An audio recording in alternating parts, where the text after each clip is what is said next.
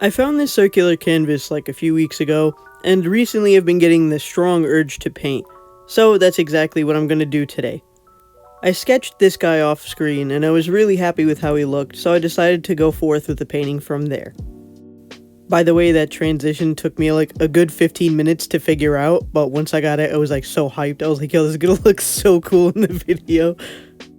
I wanted to try and do a little bit more experimentation with this kind of painting in hopes that I learn how to use gouache on canvas and just further practice gouache in general, because again, I've only used it a few times, so I found this a good opportunity to go ahead with it.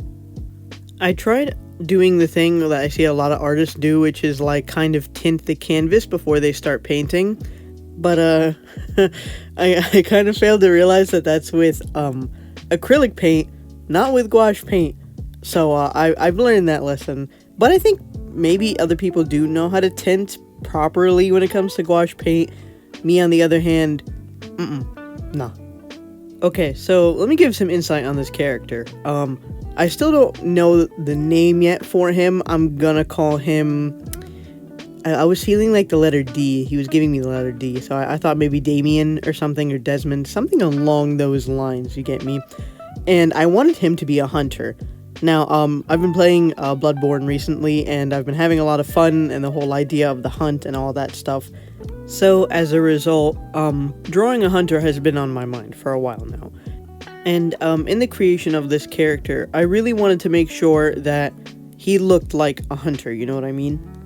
Which is why, when you see the sketch from before, he has some scars on his face. It looks like he's much older, or, you know, something along those lines of a character who's been worn down a bit compared to just like a nice fresh character. And I really had that set when I was drawing him, that when I painted him, he's definitely going to look like that. But my issue is that I defaulted back to what I normally do, which is much more soft looking characters. And you know, that makes sense. I really like making soft characters, and I'm very comfortable with drawing them, so it's kind of like an automatic default to go ahead and draw them. But when it comes to this case where I really wanted to draw a character who wasn't that, it didn't work for this. There was also the issue of overworking the painting to a degree, right, and the way it's spread on the canvas. So the more paint I would put down and the more water I would put down, like especially around the jawline, which I constantly kept messing with, like at least 20 times, I'm not gonna lie, like a bunch of times I was messing with it. It ended up making the face look wider and wider. Now, when you have a wider face, usually in my brain, and I think in a lot of people's brains, especially because of the way it's conveyed in media, the face looks softer, more baby-like, much more innocent, and more fragile, right? It just looks like a younger person or just a younger boy. Now, there's nothing wrong with drawing that, but that wasn't my goal here, right? So I kind of screwed myself over by messing with it way too much, because after a while, when I was painting, I forgot how my original sketch truly looked like. So I'm painting it and I'm like, wow, this is looking pretty good, but something feels off. And that's when I was like slowly starting to realize, like, hey, he's kind of looking a little too babyface here. You can have babyface hunters, and that's cool, but in my brain and the way that I was designing the character, it just didn't make any sense. And I think what really took it over the edge to make this character look a little bit more soft and babyish and angelish like was definitely the eyes.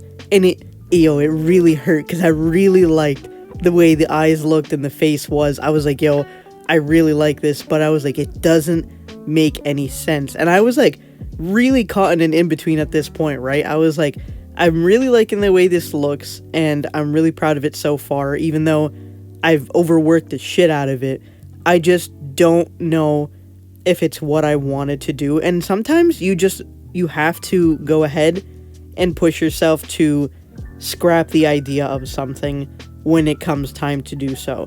Because I could have just kept working on this, and that is true, because I did like the way it looked, but I was also unhappy with the fact that I set up a goal for myself and I didn't complete that goal. I just ended up defaulting to what I always do. And it really sucked, right? Because I had gotten very far with this painting before I even realized that, especially when I was like at least around the hair part, and I was like, hold on a second, something's not right here.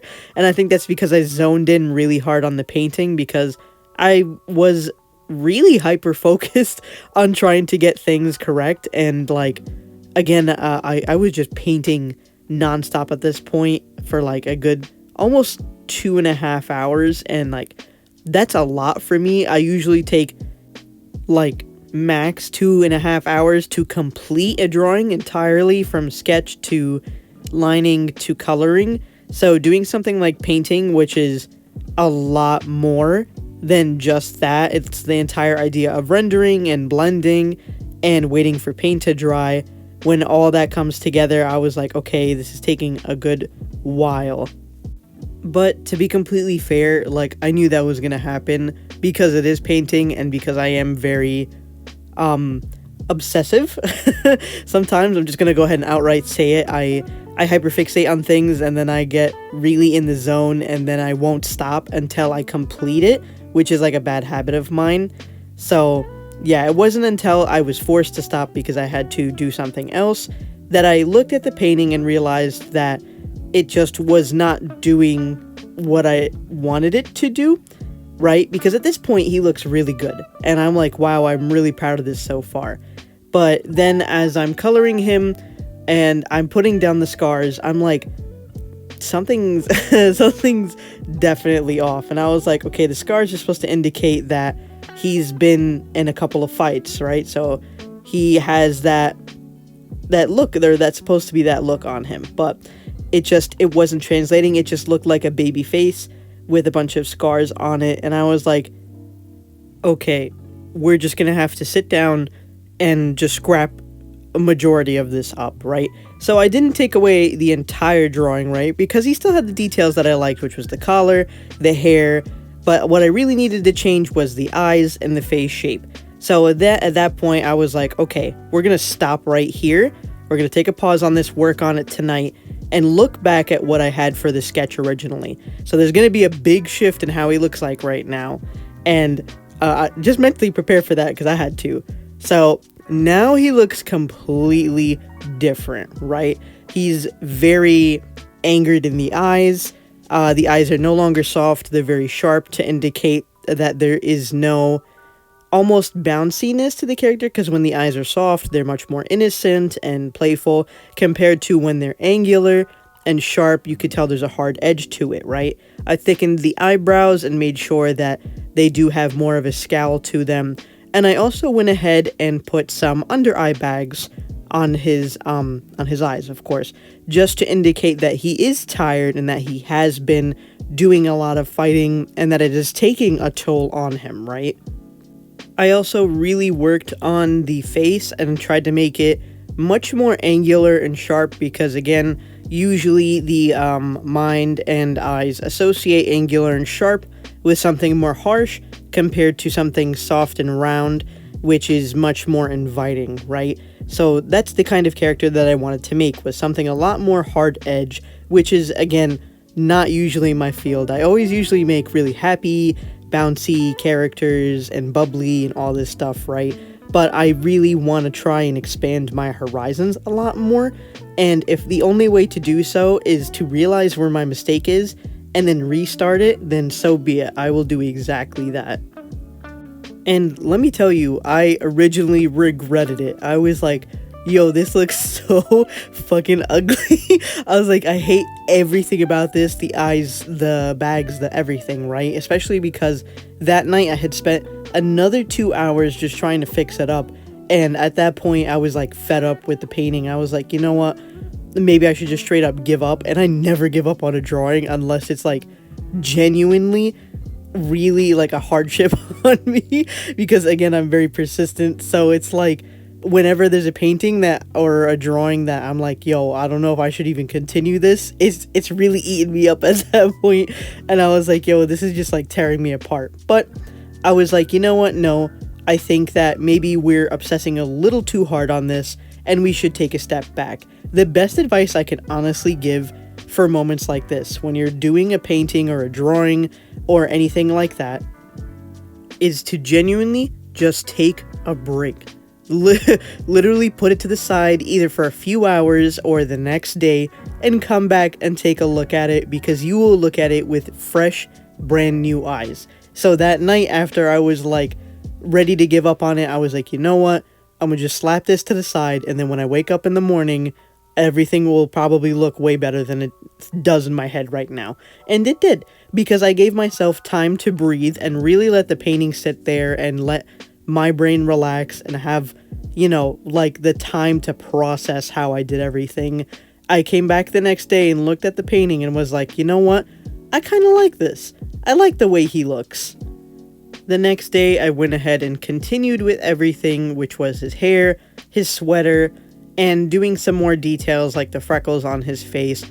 I think that honestly, the character looks way better now than what it did before, because the character design makes much more sense now, and because I didn't give up on it, so it felt much better than just to cop out and be like, yeah, this is just, you know, how I draw, this is my style. And it's like, no, bro, it's like, you gotta try something different at least once in a while. So that's exactly what I did here, and I ended up really liking the painting, and I'm so happy with him.